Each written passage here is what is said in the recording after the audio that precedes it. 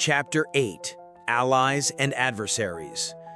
The tavern was thick with the scent of stale ale and smoke, the low murmur of voices blending with the occasional clink of glass and the scrape of worn wooden stools against stone floors.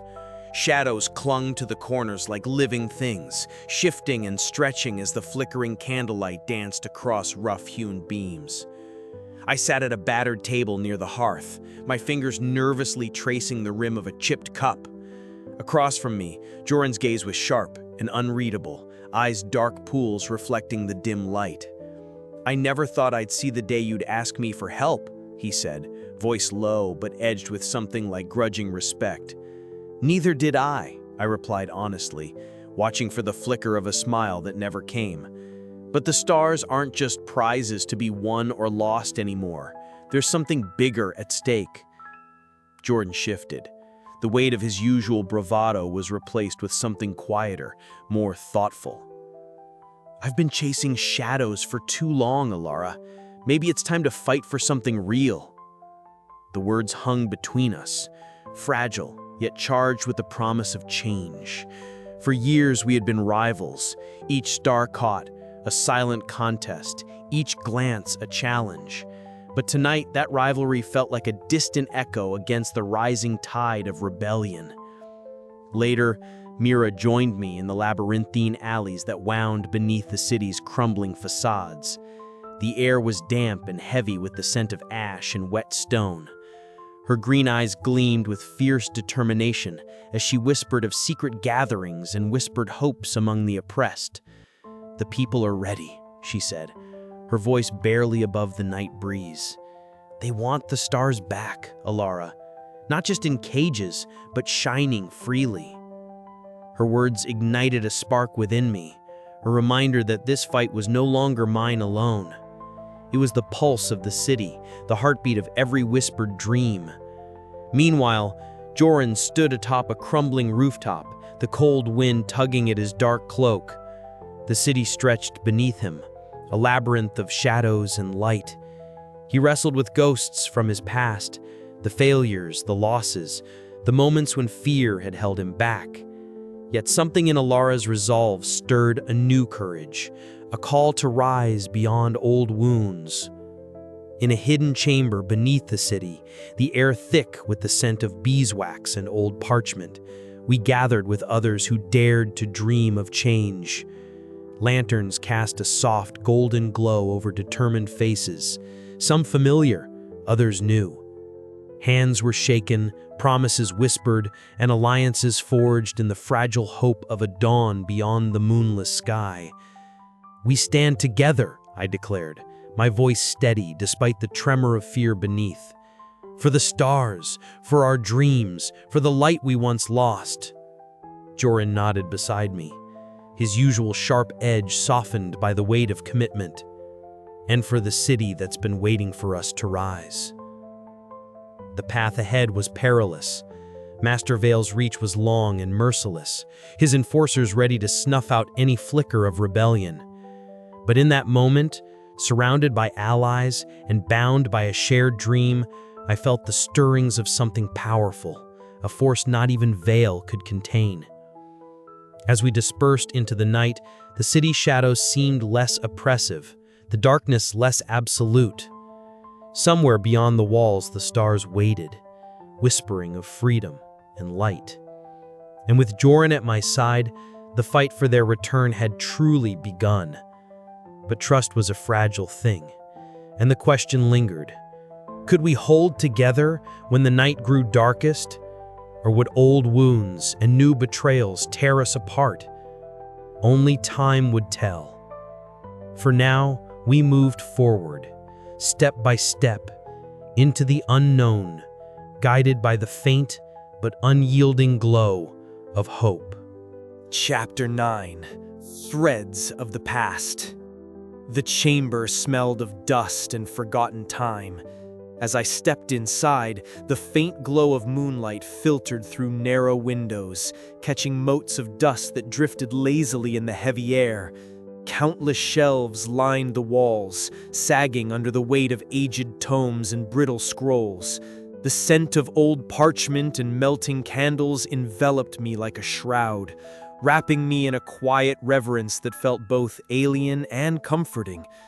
Elda, the keeper of these arcane relics, stood near a broad wooden table cluttered with star charts, manuscripts, and a scattering of crystalline fragments that shimmered faintly in the dim light. Her silver-streaked hair was pulled back into a loose bun, strands escaping to frame a face etched with lines of wisdom and time. Her eyes, sharp and bright beneath heavy brows, held a flicker of excitement that belied her otherwise composed demeanor. "You came," she said softly as I approached, her voice a low murmur like the rustle of ancient leaves. The stars spoke true. I nodded, heart still pounding with the weight of the whispering star's words. Clutched carefully in my palm, the small orb pulsed gently, its shifting colors casting faint glimmers across the worn wood. It was as if the star itself breathed alongside me, alive with secrets waiting to be unveiled. Elda reached beneath the table and drew forth a large, weathered star chart. The parchment was fragile, edges curling and mottled with age, but the lines that traced constellations and celestial pathways seemed alive, shimmering faintly as if imbued with some long-forgotten magic. "This," she said, spreading the chart before me, "is a map of the heavens as they once were, before the stars were hunted, before the darkness swallowed the city whole." I leaned in, eyes tracing the delicate curves and points that mapped a sky far different from the one I knew. The constellations were vibrant, not just connected by lines, but by stories and power. There was a rhythm here, a pulse I could feel beneath my skin. Stars were not merely light to be captured. They were vessels of dreams, of hope, and of power. In those days, dreams shaped reality as surely as the earth turns beneath our feet. Her words stirred something deep within me, a mixture of awe and disbelief, a fragile hope kindling in the shadows of my heart. I thought of the countless stars I had caught, their silent glimmers held tight in jars and pouches, never speaking, never alive. Yet here was proof that they had once lived in a more profound way, connected to the very fabric of existence. "How did we lose this?" I asked, voice barely more than a whisper. Elda's gaze darkened with sorrow. Fear and greed. The city's rulers sought to control the star's power, to bend dreams to their will. Master Vael is but the latest in a long line who have twisted their light into chains. The whispering star flickered suddenly, its glow intensifying as if urging me to listen closer. I closed my eyes, and the visions came. Ancient skies filled with radiant stars, the air thick with dreams that danced like fireflies, shifting and shaping the world beyond the reach of darkness. I felt the threads of a tapestry unfolding, woven from light and shadow, loss and hope. The stars were not just to be captured, they were to be guarded, their magic nurtured and revered. Elda's voice pulled me back. She said, "There is more," as she retrieved a fragile manuscript bound in faded blue leather. "These texts speak of a time when starcatchers were not hunters, but guardians, dream weavers who protected the balance between light and dark." I reached out, trembling, and took the manuscript. The pages were brittle, but the ink still clear, etched with symbols and stories that resonated with the whispering star's presence. Each word felt like a promise, a key to unlocking the chains that held our world captive. "This knowledge," I murmured, "it changes everything." Elda nodded, her eyes shining with quiet determination. "It is the dawn of a new path, Elara, one where we reclaim what was lost, not through force, but through the courage to dream beyond the moonless sky." Together, we pored over the ancient lore deep into the night. Candlelight flickered against the walls, casting long shadows that danced like ghosts as the stories of stars and dreams wove through the quiet room. The weight of history pressed upon me, but alongside it grew a fierce resolve. I was no longer just a star catcher. I was a guardian in waiting, a keeper of dreams, a spark of light in the endless dark. Outside, the city slept. The threads of the past were no longer frayed. They were the fabric of a new future, waiting to be woven by hands brave enough to dream. And as the whispering star pulsed softly in my palm, I knew the journey ahead would be perilous, but it was mine to walk, for in the threads of the past lay the power to reclaim the night, to restore the stars, and to awaken a world long forgotten. The story was just beginning. Chapter 10: The City's Hidden Heart. The city's underbelly was a labyrinth of shadows and whispered secrets, a place where the surface world's pretense of order crumbled into raw, pulsing reality. Mira led the way, her familiar grip steady on my arm as we slipped through narrow alleys and hidden passages that only those born into the city's forgotten corners could navigate. The cold stone beneath my fingertips was slick with moisture, and the scent of earth and decay mingled with the faint, acrid smell of smoke from distant fires. Every step we took carried the weight of unspoken stories, and the quiet murmur of voices echoed through the tunnels like a chorus of suppressed dreams. As we descended a spiral staircase carved into the rock, the air grew thick and stale, pressing against my lungs with the heaviness of secrets long buried. Mira's green eyes, sharp and unwavering, darted around, reading the darkness as if it were an open book. "This way," she whispered, guiding me toward a faint glow that flickered like a heartbeat in the gloom. We entered a cavernous chamber where a crowd had gathered, their faces illuminated by the warm, trembling light of a single lantern. Eyes wide with fatigue, yet burning with a quiet fire, men and women huddled close, their whispered conversations laced with urgency and fear. The scars of hardship were etched deep into their features, calloused hands, hollowed cheeks, the haunted look of those who had seen too much and dared to hope for more. A woman near the center spoke in low tones about the latest raids, the cruelty of the enforcers, and the unbearable cost of the star trade. Her words carried the weight of lived experience, and I felt the heavy pulse of the city's suffering beat through her voice. Mira squeezed my hand, her expression resolute. "This isn't just about us anymore. It's about all of them." She pulled me aside, revealing a worn map marked with cryptic symbols, safe havens for star catchers sympathetic to our cause, hidden caches of supplies, and routes for those fleeing the enforcers' watchful eyes. Her voice was urgent but steady as she outlined a plan to connect these scattered pockets of resistance into a coherent force. If we can connect them, give them hope and direction, maybe we can turn the tide. I nodded, the enormity of our mission settling over me like a mantle both heavy and necessary. The rebellion was no longer a distant whisper. It was a living, breathing force beneath the city, fueled by pain and the unyielding desire for freedom. And as Mira and I disappeared into the night, the city held its breath, poised on the edge of change. Chapter 11: The Stars Call. The night stretched vast and empty above me, a canvas smeared with blackness so complete it seemed to swallow even the faintest hint of light. No moon graced the sky, no stars shimmered in their accustomed places.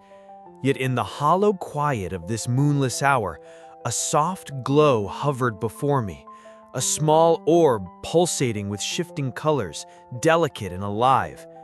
The whispering star. I sat cross-legged on the cold rooftop, the rough stones biting into my skin through the thin fabric of my clothes. But I welcomed the discomfort. It grounded me, tethered me to this world, even as the star's murmurs reached into the depths of my soul. The star's voice was barely audible at first, a susurration, like the rustle of silk or the distant echo of a dream half remembered. Yet each whisper carried weight, a gravity that pulled at the edges of my consciousness. Elara, it breathed, the name a thread weaving through the silence, stitching together fragments of hope and fear. You carry the light within you, the dream's pulse. I closed my eyes, letting the star's words flood my mind. Memories flashed, my mother's hands guiding mine as we caught stars together. The cold steel of Vael's grip tightening around the city's throat. The faces of those who had suffered in silence beneath the weight of stolen light. And beneath it all, a rising tide of possibility. Dreams are not mere illusions, but the very fabric of change. A shiver traced my spine. For years, I had clung to the tangible, the stars caught in glass spheres, the trade that sustained us, the cold certainty of survival. But now that certainty cracked, splintering to reveal something more profound. Dreams as power, as weapon, as hope. I reached out tentatively, and the star pulsed brighter, its colors swirling in my palm like liquid fire. A warmth blossomed there, gentle but insistent, filling the hollow left by years of loss. I felt the stirrings of magic weaving through my veins, fragile threads of light coalescing into form. When I opened my eyes again, the city below was a labyrinth of shadows and silence. But in my heart, a spark had ignited. I could feel it. Dreams made flesh, light born from the depths of longing. This was no longer a passive yearning. It was a force awakening, demanding to be shaped. Later, in the dim refuge of Mira's cellar, I showed her what I had learned. The air was thick with the scent of damp stone and old wood, shadows pooling in the corners like hesitant memories. Mira's eyes widened as I wove my hands through the air, weaving delicate threads of shimmering light that shimmered and danced like fireflies caught in a jar. "It's real," she breathed, her voice a mixture of disbelief and awe. "You're doing what Vael tried to crush, making dreams into something they can't touch." Her words steadied me. I was no longer alone in this fight. Together, we could fan this fragile glow into a blaze. That night, sleep betrayed me. Instead of rest, I slipped into a dreamscape where stars swirled like whirlpools of light, their pulses echoing ancient songs. I reached out, touching the luminous orbs, feeling their warmth seep into my skin. Each star carried a memory, a hope, a promise, fragments of lives and dreams stolen by the city's cruel hand. As I floated through this celestial sea, a voice, soft, wise, guided me. "You are the lantern bearer, Elara, the one who will rekindle the sky." I woke with the dawn breaking gray and fragile across the horizon. The city was still shrouded in shadow, but I carried a new dawn within me. The power of dreams was no longer distant or unknowable. It was mine to wield, to nurture, to unleash. The next day, as I walked the cold streets, I noticed subtle changes. Eyes that once looked away now flickered with something like hope. A child paused to watch a stray beam of light catch on a cracked window pane, and for a moment, the weight of darkness lifted. I reached out, focusing my will, and the faintest glow blossomed in my palm. The magic of dreams, fragile yet fierce, began to ripple outward, touching those around me. Whispers of rebellion stirred in the air, carried on the breath of the cities forgotten. Master Vael's Shatno loomed large, but I was no longer just a starcatcher. I was becoming a guardian of light and dreams, a beacon in the encroaching night.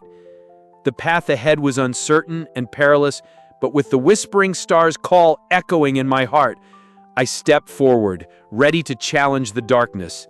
And as the city held its breath beneath the moonless sky, I knew this was only the beginning. Chapter 12. Beneath the Moonless Sky. The city beneath the moonless sky was a labyrinth of secrets and shadows, a place where whispered hopes flickered like fragile flames against the encroaching dark. That night, I found myself threading through winding alleys, my breath shallow, heart pounding with the weight of what I was about to face. Mira walked beside me, her steps sure and steady, a steadying presence in a world that felt increasingly uncertain. We approached a nondescript doorway nestled between crumbling walls, its surface mottled and scarred by time. Mira glanced at me with a quiet nod before pressing her fingers against a hidden sigil etched faintly into the stone. The door shuddered and creaked open, revealing a narrow staircase spiraling down into the earth. The air grew cooler, thick with the scent of damp stone and smoke. At the bottom, a chamber opened wide, illuminated by flickering lanterns that cast long, trembling shadows. Faces turned toward us, some gaunt, others worn but resolute. Eyes glimmered with the flicker of suppressed dreams and a hunger for change. This was the heart of the rebellion, the fragile pulse of resistance against Master Vael's iron grip. Kale, the rebel leader, stepped forward. His presence was commanding, but tempered by the weariness of countless battles fought in silence. His eyes, sharp and dark as onyx, scanned the room before settling on me. "Elara," he said, voice low but unwavering. "We have waited for someone who can hear the stars speak. You carry their whisper, the hope they hold." The whispering star hovered near my shoulder, its gentle luminescence casting shifting colors across the rough stone. It pulsed softly, as if affirming Kale's words. I felt the weight of their expectations settle over me like a mantle, fierce and fragile all at once. Kale spoke then of the city's suffering, the endless raids, the stolen light, the dreams crushed beneath Master Vael's merciless rule. He described how the stars, once free and bright, had become shackled, their magic twisted into chains of control. The rebellion was a candle flickering against a tempest, but it was growing, fueled by the quiet courage of those who refused to bow.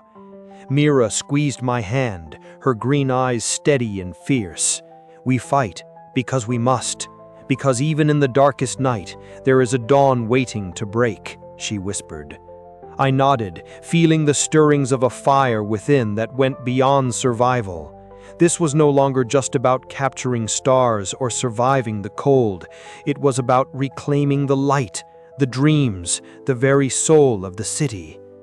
But hope was a dangerous thing beneath the moonless sky. The risks were immense. Betrayal lurked in every shadow, and Vael's enforcers prowled the streets, hungry for any sign of dissent. I understood then that stepping into the rebellion meant walking a razor's edge between life and oblivion. As the meeting drew to a close, I stepped back into the chill night air. The city's silence felt heavier now, the darkness deeper. Yet the whispering star's glow remained steadfast, an ember of promise against the vast black. I inhaled the cold night, feeling the pulse of the city beneath my feet, the dreams tangled in its streets, and the fragile hope that maybe, just maybe, the stars could be free once more. The path ahead was fraught with peril, but the lanterns of the moonless sky burned brighter tonight, bright enough to guide me through the darkness, if only I dared to follow their light. And so, beneath the endless void, the rebellion began to stir, and with it, the fragile promise of a dawn yet to come. Chapter 13. Fractured Loyalties. The flickering candlelight cast long, trembling shadows across the damp stone walls of the cellar as I stood face to face with one of the few allies I had trusted since this rebellion began. The air was thick with the scent of mildew and fear, and every breath seemed heavier than the last. My heart pounded with a rhythm that matched the uncertainty in my veins. I never wanted it to come to this, the voice trembling and laced with regret whispered in the darkness. The ally's eyes, wide and haunted, refused to meet mine. But Master Vael, he has ways we can't fight. I was forced. Betrayal tasted bitter on my tongue, sharper than any blade, yet I held my voice steady. Why? Why would you risk everything for him? A choked sob broke the silence. Not for him, not entirely, for my family. They threatened to take them if I didn't comply.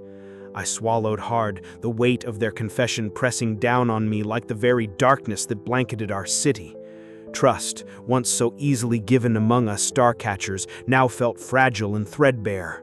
I realized painfully that the fight we had started was more complex and more dangerous than I had imagined. Leaving the cellar, the night air hit me like a cold wave, bracing yet unforgiving. My thoughts raced, weaving between anger, sorrow, and the creeping tendrils of doubt. Could I continue to lead with this fracture in my ranks? Could I trust anyone in this city where shadows hid more than just darkness? I found Mira waiting for me by the riverbank, her silhouette outlined against the ink-black sky. The absence of stars was a cruel reminder of what we had lost, yet her presence was a lifeline. Her curly auburn hair caught the faint glimmer of distant lanterns, and her bright green eyes shone with unwavering resolve. "Elara," she said softly, stepping closer. "We knew this path wouldn't be easy, but we can't let fear consume us, not now." Her words settled over me like a balm, soothing the raw edges of my heart. How do we move forward when the very people we count on falter? Mira's smile was faint but fierce. By standing stronger, together. In the cramped room where stolen star maps and ancient secrets cluttered every surface, tension simmered between Joran and me. His broad shoulders were tense and his dark eyes flashed with a mixture of challenge and something softer, respect perhaps. "You've changed, Elara. I used to think you were just another starcatcher chasing light for coin. Now you talk of dreams and rebellion like it's real magic." I met his gaze steadily. "It is magic, Joran, and if we don't fight for it, who will?" His laugh was bitter but not without hope. "Maybe there's more to you than I thought. Maybe we can do this, together." The fragile truce between us was a glimmer in the encroaching darkness, a necessary alliance forged from shared purpose rather than friendship. Alone in my chamber, the whispering star pulsed softly in my palm, its shifting colors a quiet lullaby against the storm raging beyond my walls. Its gentle voice filled the silence, weaving visions of possibility and warning. Dreams are fragile, but they are also powerful. The cost of holding them is great, but so is the reward. You must choose your path with care, Elara. I closed my eyes, feeling the weight of its truth settle deep within me. The road ahead was uncertain, paved with betrayal and sacrifice, but also with hope and the promise of light. As dawn threatened the horizon, I knew I could not turn back. The fractures in my world would not break me, not if I held fast to the flickering lantern of dreams that still burned within. And so, with Mira at my side and the whispering star guiding me, I stepped forward into the darkness, ready to face whatever shadows awaited. But even as I prepared, a question lingered in my mind, sharp and unyielding. How can I rebuild trust and keep the fragile flame of rebellion alive when the very ground beneath me is fractured by betrayal? The answer, I hoped, lay somewhere in the night, among the stars we sought to free and the dreams we dared to dream. The night was far from over. Chapter 14. The Dreamer's Burden. The heavy wooden door creaked open into a chamber lined with shelves sagging under the weight of ancient tomes and brittle scrolls. Candlelight flickered against the stone walls, casting dancing shadows that seemed to whisper secrets lost to time. Elda's voice, soft yet steady, broke the silence. "This is where the truth begins, Elara. To understand Vael, you must see the boy he once was." I stepped inside, the scent of old parchment and melting wax filling my lungs. Elda pulled a faded scroll from the shelf, its edges curled and stained. Slowly, she unfurled it to reveal a painted portrait, a young man with bright eyes full of wonder, staring skyward. "He was a dreamer once," she said, tracing a gnarled finger over the image. "A stargazer who believed the heavens held answers, not dominion." My heart tightened. The man who now ruled the star trade with ruthless, iron-fisted control was a far cry from this hopeful youth. "What changed him?" I asked, voice barely above a whisper. Elda's eyes held a sorrow I had not seen before. Loss, fear, mortality. She told me of Vael's childhood, privileged yet lonely, orphaned early to a cruel fate that tore his family apart beneath the very stars he adored. The darkness that swallowed his loved ones left an unfillable void, a terror of death that twisted his dreams into an obsession for eternal control. Later, I found myself in Vael's private sanctum, a room as cold and stark as the man himself. An obsidian mirror stood against the wall, polished to an unnatural shine. I gazed into it, and as if the glass breathed life, images flickered before me, memories not my own, but his. A boy trembling beneath a starless sky, clutching the lifeless hand of his mother. A silent scream frozen in time. The weight of his pain pressed down on me, and for a fleeting moment I saw the man behind the mask, a soul shattered by loss, desperate to hold on to light at any cost. But understanding did not breed forgiveness. The grip Vael held over the city's darkness was suffocating, his methods brutal. Yet, knowing his fear, his torment, complicated the battle ahead. Could I fight shadows with empathy?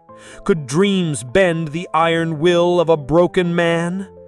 That evening, beneath a sky emptied of stars, I faced Vael at the ancient Stargate. His piercing ice-blue eyes bore into mine, a silent challenge and a mournful plea intertwined. "You see me," he said, voice low, "but do you understand?" I met his gaze, steady despite the tempest inside me. "I see your pain," I replied, "but I will not let it bind the stars or us to darkness." Our words clashed like steel, each syllable weighted with history and hope. The battle was not yet begun, but the lines were drawn sharper now, painted in shades of loss and resolve. As night deepened over the city, I walked alone through shadowed streets. The burden of Vael's story settled heavy on my shoulders, but so did a quiet strength. The stars whispered around me, their fragile glow a promise that even in the darkest night, dreams endure.